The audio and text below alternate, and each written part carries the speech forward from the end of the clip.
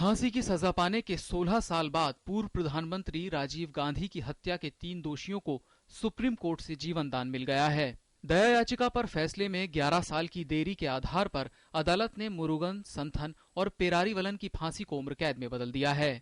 मुख्य न्यायाधीश पी सतशिवम की अध्यक्षता वाली 3 न्यायाधीशों की पीठ ने केंद्र सरकार के इस तर्क को ठुकरा दिया कि इन दोषियों को दया याचिकाओं के निपटारे में अनुचित विलंब नहीं हुआ और उन्हें मानसिक वेदना से भी नहीं गुजरना पड़ा।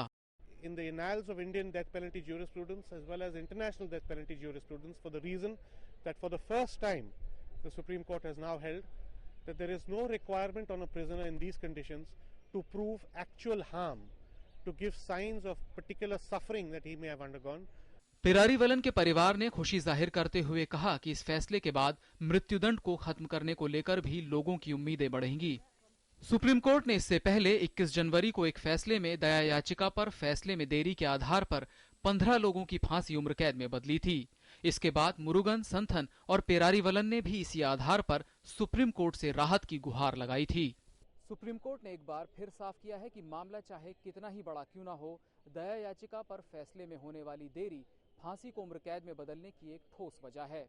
जहां मानवाधिकार कार्यकर्ता इसे एक ऐतिहासिक फैसला बता रहे हैं, वहीं पीड़ितों के परिवार ने सुप्रीम कोर्ट के इस फैसले से असहमति जताई है।